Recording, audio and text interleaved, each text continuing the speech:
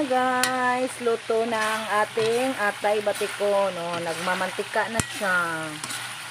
Oh, lumalabas na talaga yung mantika niya.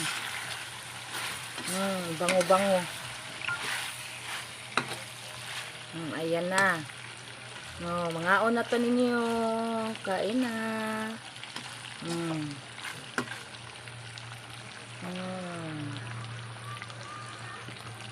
Ayan na, sarap.